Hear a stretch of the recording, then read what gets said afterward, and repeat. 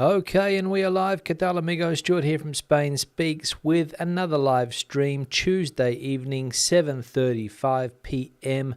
We're going to go through some of the main stories that have caught my attention in the press today, and we're also going to go into the comment section as I usually do and check out what has been happening there in the comment section, because as we know, plenty of people leave comments on the video, so we check out those on a daily basis. We'll also go into the chat section here to my right, which is bubbling away as I speak, so we'll check that out as well in the second half of the video. Now, the first thing I'm going to do is just put the little like icon on the screen. If you haven't hit it yet, please do so. Just below the video, currently sitting at like number 22, which is low, but that's normal for this part of the video. So we'll see if it rises throughout the video. Now, into the news I go, and if you are in the Valencian community, it looks like you have a new government about to be formed there between the Partido Popular and Vox. As we can see here, PP and Vox reach an agreement in Valencia that excludes the candidate convicted of mistreating his ex-wife. Carlos Marzón will be the new president of the Generalitat Valenciana after the government pact reached with Vox that excludes the leader of Abascal's party. Carlos Flores, convicted of mistreating his ex-wife, will be number one on the Vox list for the general elections on the 23rd of July, so that if elected, he will be a member of the next legislature in Congress. According to Flores, who appeared before the media at the end of the meeting between PP and Vox, the future government will be based on the axis of freedom, economic development, the defence of the signs of identity, the strengthening of public health and social services, and the protection of families. The pact also includes the presidency of the Valencian Parliament for Vox, although the distribution of ministries and even the structure of the executive, whether it will have a vice presidency, for example, is still pending. Now, this is the first agreement, I think, that has been reached since the elections a couple of weeks ago between the Partido Popular and Vox. As we know, there are various autonomous communities around the country trying to reach an agreement. Extremadura is another one. Here in Madrid, Ms. Ayuso didn't need to reach out to Vox. She got enough votes on her own, but that wasn't the case in Valencia. And of course, the PP, the Partido Popular Party, desperate to regain the Generalitat, I think it's called, and signing that agreement with Vox. But as we saw there, one of the key Vox members kept out because of mistreating his ex-wife, domestic violence issue, I believe, but he's going to be on the lists for the 23rd of July, so he's out of the way now, but still on the electoral lists going forward. So, strange piece of news there. So we'll see how this shapes up. I think the idea is for the PP to govern basically alone with the support of Vox. I don't know how much influence Vox is going to have on policy in the Valencian community, but they were one of the most voted parties in that autonomous community, the Vox group, probably the third political group in the Valencian community, I believe, but don't quote me on those exact figures. Second piece of news, this one here, and some good news, and it is that analysts predict that Spain's tax rebate on basic foodstuffs and subsidies on public transport will be extended until the end of 2024. The Organisation for Economic Cooperation and Development said that the current rebate of IVA, the Spanish sales tax on certain basic foodstuffs, will probably be extended until the end of 2024, as well as the subsidies on public transport fares. Energy taxes that are currently reduced will also be extended beyond the 30th of June and phased out over the coming year. The OECD predicts in its analysis of the Spanish economy. The OECD has also given its backing to the economic forecast that Pedro Sanchez's government sent to the EC a few weeks ago. Its latest updates is for GDP growth of 2.1% this year, 0.4% more than forecast just 3 months ago. However, according to the organisation, growth will be just 1.9% in 2024, a long way from the 2.4% forecast by the government. So some contradicting figures when it comes to GDP growth in 2024. The government saying 2.4%, the OECD saying 1.9%. But whatever the figure, Probably not enough, but we'll compare it to other European countries and see how they grow. But as we know, growth here in Spain has been slow for the past few years, ever since that COVID, or ever since we went backwards with COVID. We haven't quite recovered yet. It's expected to recover this year to get back to those pre-pandemic GDP levels, but we haven't got there yet, whereas some other countries, for example, Ireland, have got back with bells on, as they say, very strong, the Irish economy. Now, the next piece of news, the weather has turned it on again, this time in Catalonia. Parts of Catalonia have been dry for a long time now, but the skies opened and wow, did it rain. Heavy rain floods the streets of Terrassa with vehicles trapped and roads cut off. Heavy rainfall in Catalonia on Tuesday forced the closure of 6 roads in the provinces of Barcelona and Girona, among them the C16 in Terrassa, which has accumulated more than 46 litres of water per square metre in just half an hour and has restored the circulation of traffic, that is, after more than 2 hours. Although the intensity of the rain has caused flooding in the middle of the day, with some curious images such as a lady with an umbrella clinging to a signpost because of the impossibility of moving due to the heavy downpour. And this picture was published on Twitter by Luis, and we can see here the picture of a lady who was caught in the downpour. Luckily, she's got a brolly.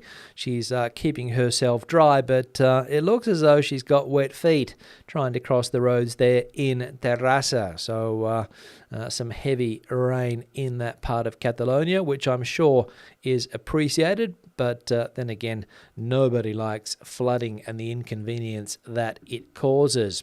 And the final piece of news related to Spanish food, and chatbot GPT is at it again.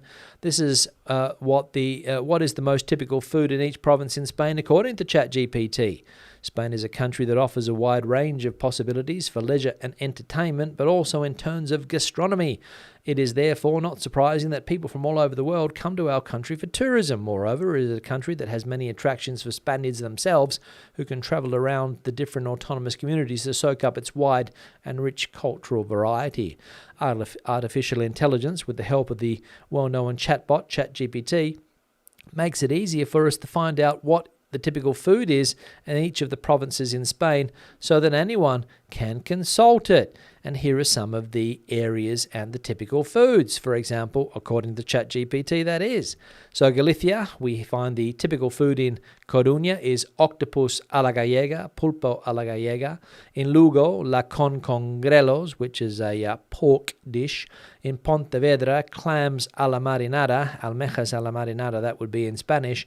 And in Orense, octopus a feira. Pulpo a feira, typical in that area. Catalonia, Girona, suquet de peix, fish stew is typical. Barcelona, Catalan paella. Tarragona, calçots with romesco sauce.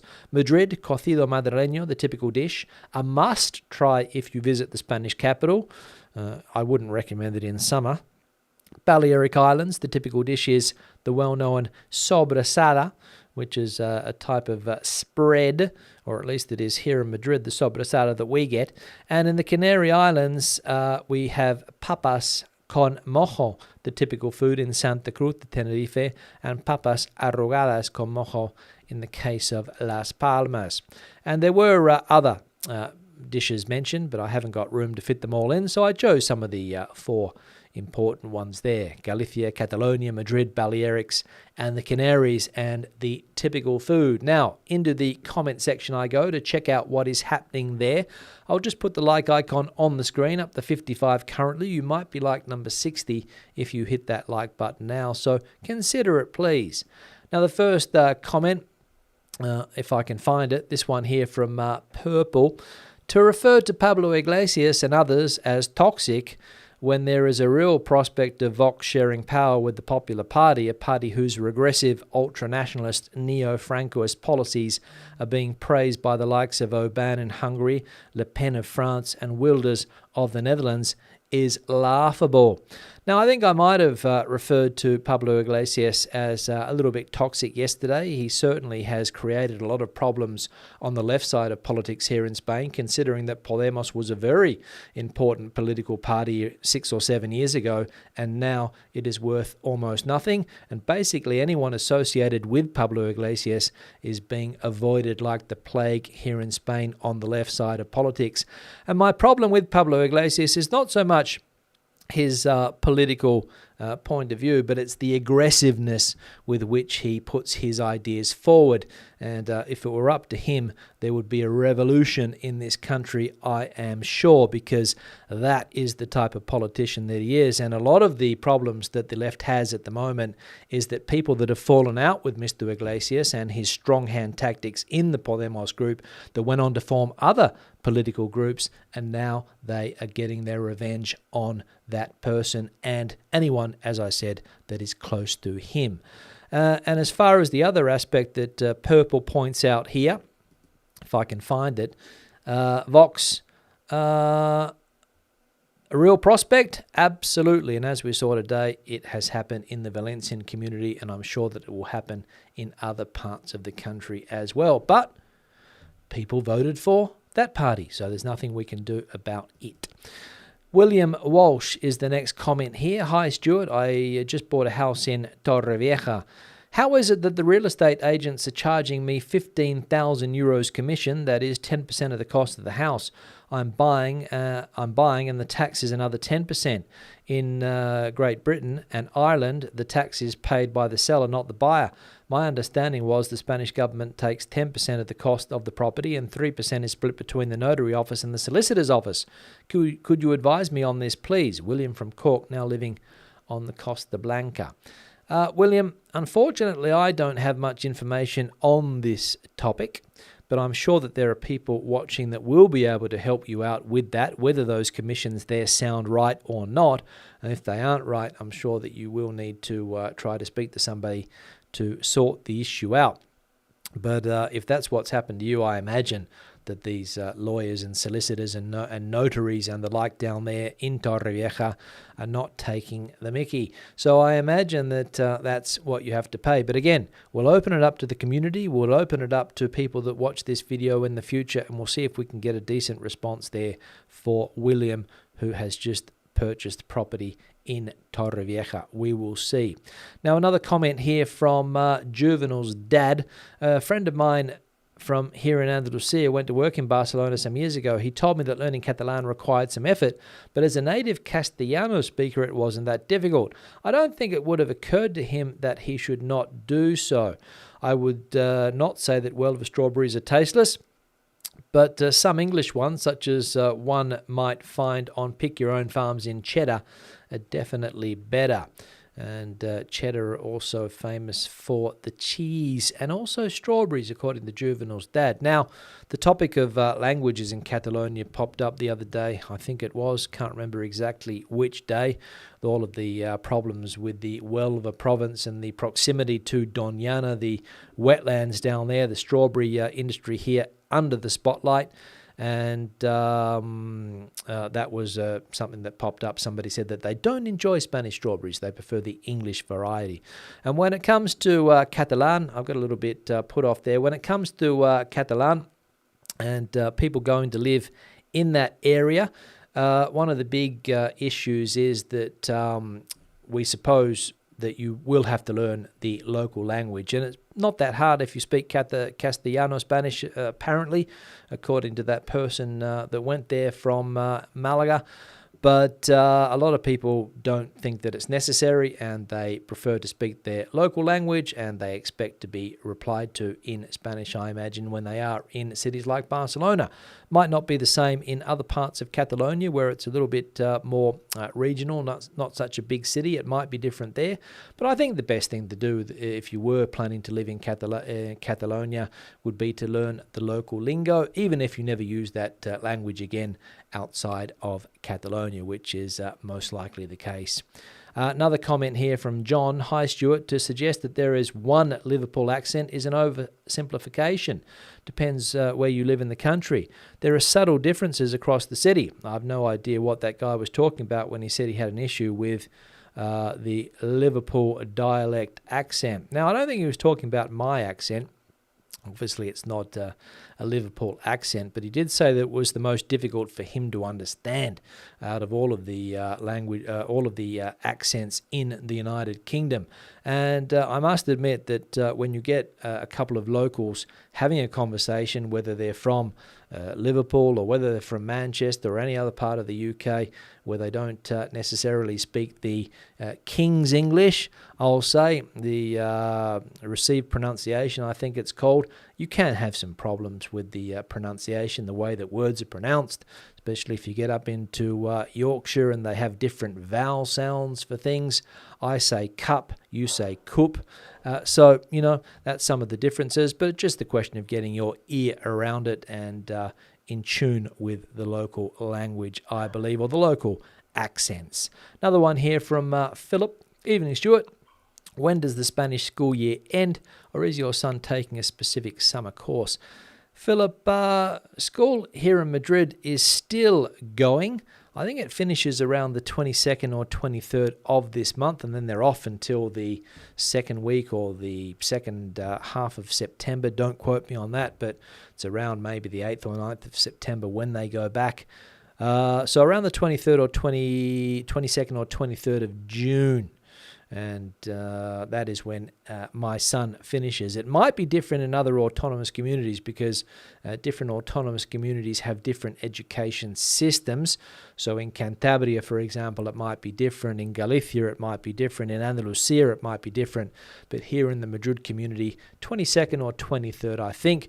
And they're busy with exams at the moment, so they're heads down in the books and studying and hoping to pass and not have to repeat the exams later in the month. That's what a lot of students are hoping for. Another one here, and the final comment from Joe. Here in Lanzarote, cherries are $2.98 a kilo. I think that's the fairly standard price, Joe, to be honest. I wasn't sure yesterday, but I had a look in the supermarket today, and around that €3 mark, I think you'll find for a container of cherries, is it? Yes, not strawberries. I'm getting mixed up today between strawberries and other things. But I think that's the price you would pay for the plump cherries at the moment, which are in season. And a lot of people like to have a cherry for their fruit intake at this time of the year, myself included. Now, I'm going to go into the comment section now, or the chat section, I should say. Check out what is happening there. Before I do, I'm going to change the backdrop. This one was sent in from Ed in Barcelona, and I think it's a picture from his balcony or window, not sure. It's a hibiscus flower there too, but a nice street shot from one of those apartments there in Barcelona. So thanks, Ed, for sending that one through. Now, the email address is this one here. If you've got a similar picture that you would like to see on the backdrop, spainspeaks@gmail.com, send it through, please, or anything else that you would like to add to the conversation, whether it's a piece of news about Spain, whether it's a certain issue that you might be having currently, send it through, and we can always open it up to the community and see if we can get a reply, which, as we saw before with that commission aspect on that property purchase in Torrevieja, we'll see if we can get some answers from the fantastic community that we have out there. Now, into the chat section I go. Let's see if I can scroll to the top. Let's see. The first one that I see today is Sani.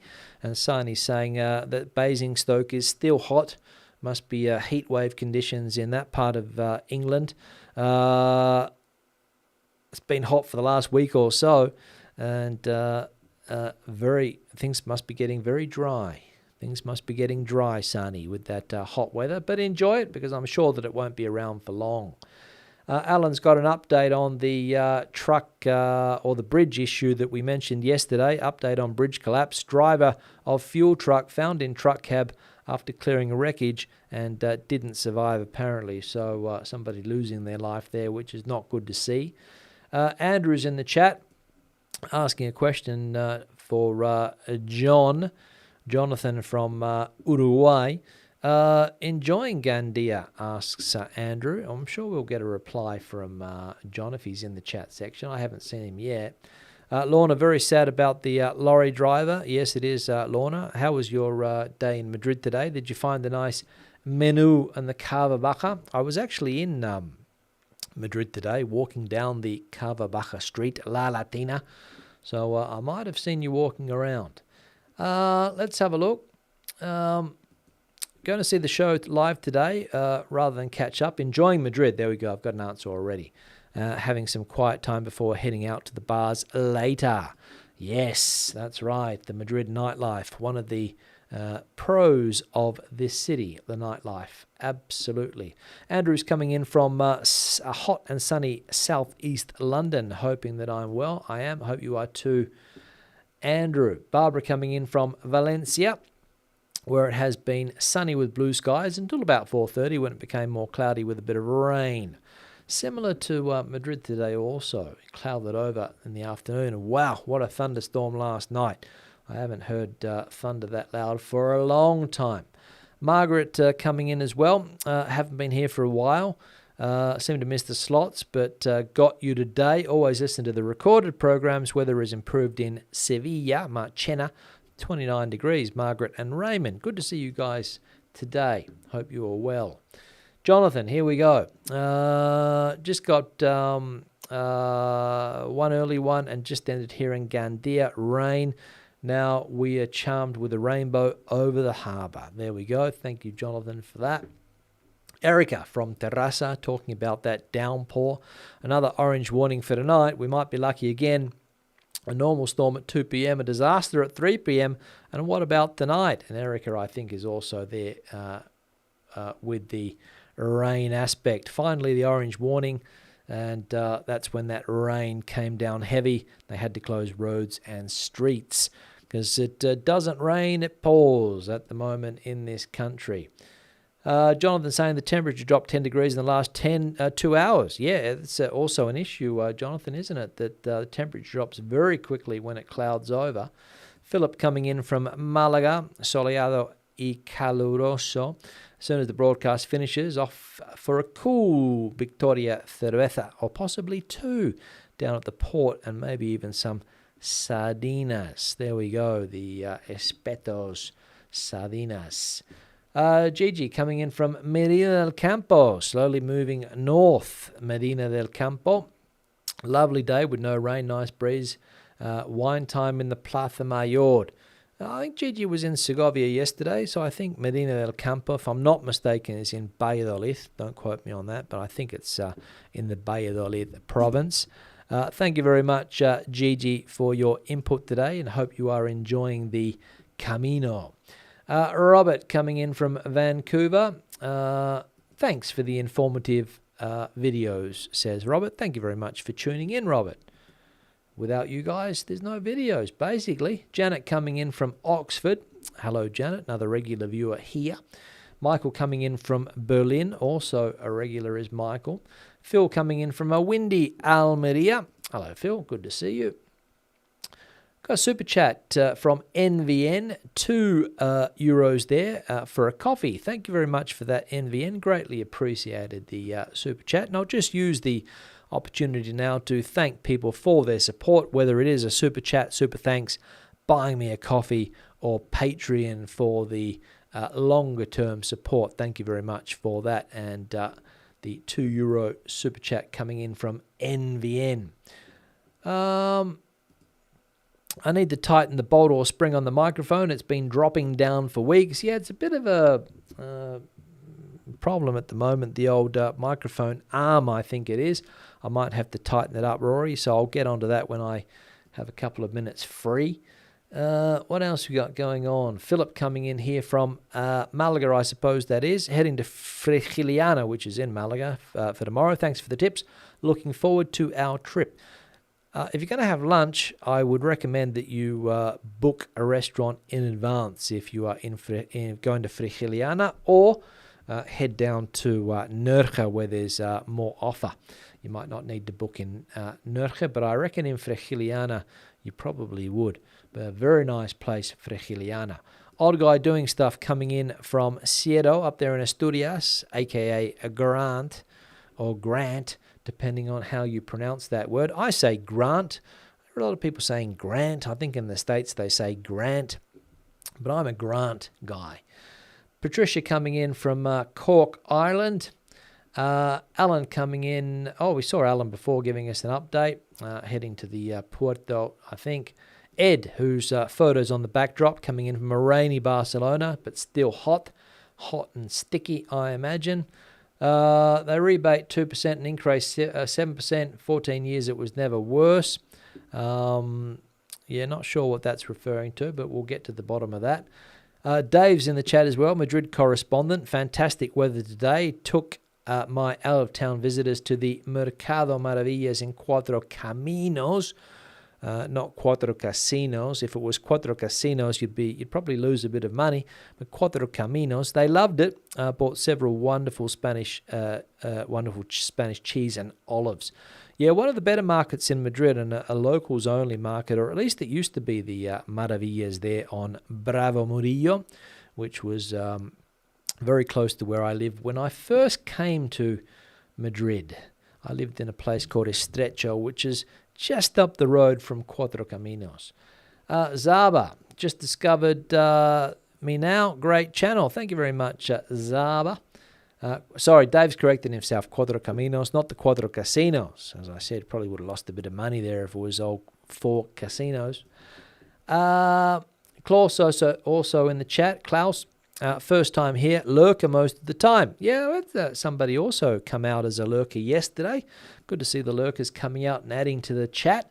Like I said, it's a friendly community. There's normally no abuse thrown around, which is unlike some other chats that I have seen where people can get a little bit abusive, but not the case here. Ed's asking how he can buy me a coffee without having PayPal.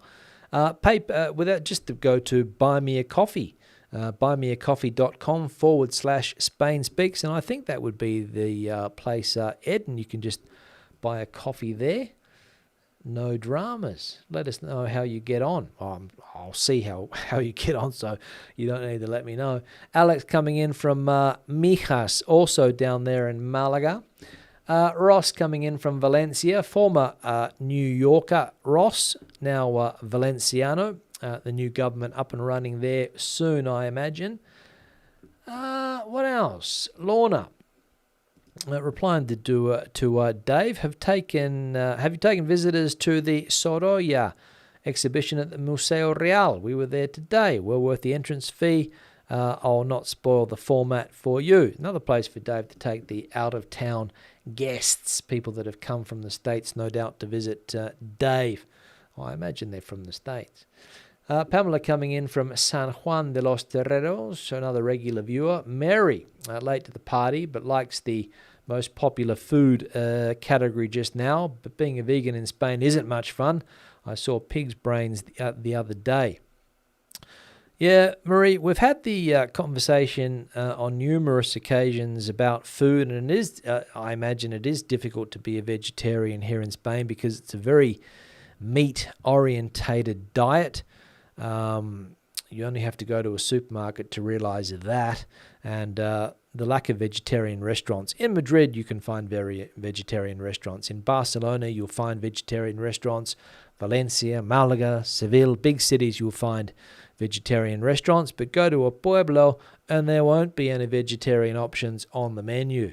I've told this story before, but a vegetarian guy came down to Spain and had trouble finding something to eat. Went to a restaurant and asked for a vegetarian dish, and the chef said, "Yeah, we've got a soup with no meat." And the soup came out, and he stuck in his spoon and pulled out a ham bone. So there was no meat, but the bone was inside the soup. So not really a vegetarian dish, and let's just say the person wasn't happy. Andy coming in. Real estate agent, and can say 10% is outrageous. So we're getting some feedback directly there for the comment that we had before. 10% is outrageous. So there might be some way to claim. Not sure. Let's have a look.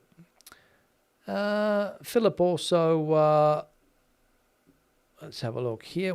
Philip said.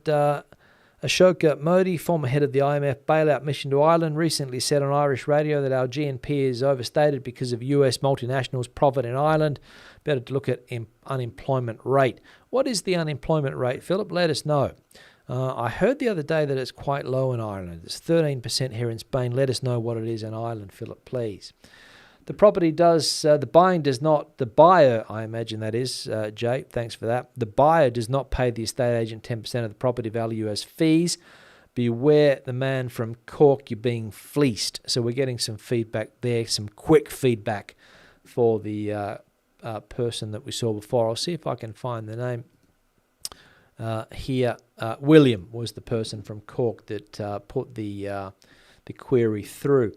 Alberto, adding to the conversation, Pablo Iglesias and Podemos are divisive, retrograde politicians who encourage criminality and state-sponsored dependency a la spoon-feeding. There we go, some feedback there for Pablo Iglesias and company.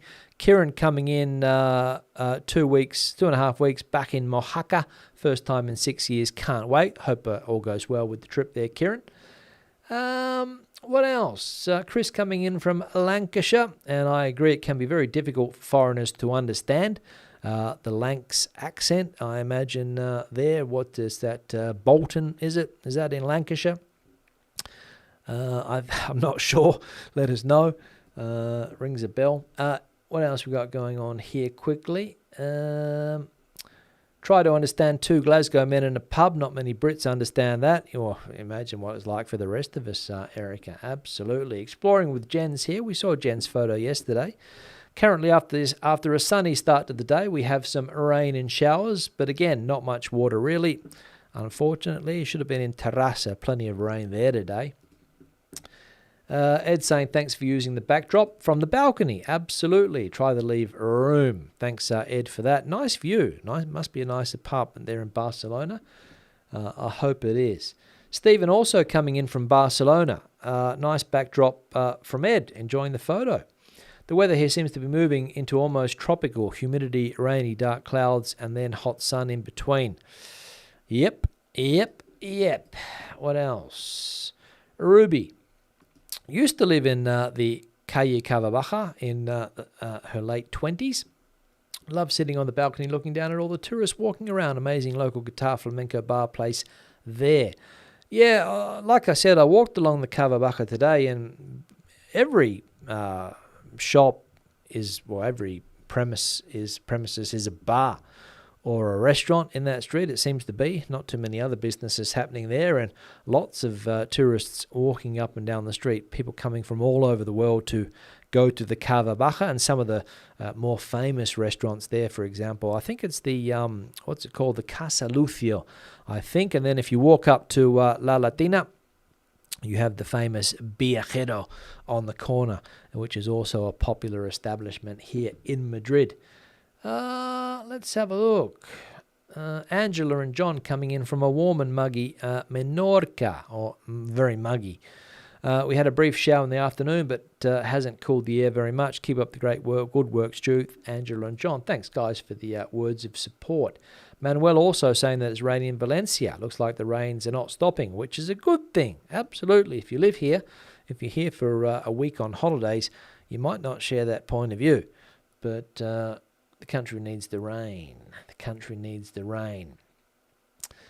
Robert, caught you late once again. We'll have to watch the video. I was like 40. Yeah, we've just hit the 100 mark here with the likes, so that's good. What else? Let's have a look. Pugsy. Hey, Stu, do you see Spanish people stereotype other Spanish people from different regions? Thanks, Pugsy. Yes, absolutely. There are stereotypes here. Spanish people have opinions on people from other parts of the country. The most famous one is a place in Huelva called Lepe. Lots of jokes thrown at people from there. The people in Catalonia here in Madrid, they have the nickname is Polacos. They call them Polish for some reason, don't know why. And there's other stereotypes around the country as well about whether people are very productive or not. Some people seem to spend a lot of time relaxing. That's what some of the stereotypes. Some people are more hardworking than others. Those are the general stereotypes that we get here. But Nothing too serious, I don't think. Let's have a look. Stephen coming in saying, "Hola, cheers, mate." Thank you very much for that. Chris also here from Blackburn, real Lancs country. Lived there for 15 years, hoping to move to Spain in the future. Thanks, Chris, for getting back to us there. Blackburn, I remember Blackburn Rovers many years ago. I think in the Premier League. Did Alan Shearer play for Blackburn? I think he might have. Not again. Don't quote me. My memory fails me on these things, but I think that was a Premier League team, the Blackburn Rovers. And Rick asking a question to the community. Anyone having a hard time getting a cita previa for the TIE? We've been trying for 10 weeks on a daily basis at all times of day and night. It's been impossible. Well, there was a scam in the system, I think, recently, was there? Or was that in another system? But I think Extranjeria had some type of scam where people were taking up all of the appointments and then selling them to people that were willing to pay money to get that appointment. But I have heard that in general, it's been slow ever since, the pandemic for whatever reason. I don't know whether there's a backlog. I don't know whether it's because there's a lot of people that have recently come into the country trying to get the TIE, or whether people are on strike. Civil servants might be. I've got no idea. But if anyone else has had problems getting that TIE, let us know. Jules currently writing the letter, trying to renew the Spanish passport from the consulate in London. Not as straightforward as it could be. Run out 20 years ago. Wish me luck. Good luck, Jules, with that. Now I've come to the end of the chat, so I'm going to wrap it up there now.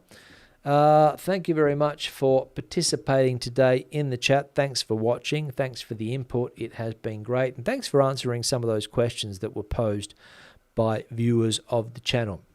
And as I said, that's the idea, to create a community where we all put in. I mean, I obviously am the front person of the community here, but without you guys, this community would not happen. So thank you very much for that. I'll say goodbye. I'll see you in the next one on Thursday. Couple of videos coming out, one video coming out tomorrow. Stay tuned for that. Another interesting video, hopefully by the end of the week, if I can edit it in time. So stay tuned for that one as well. Hasta luego, hasta entonces. Adiós.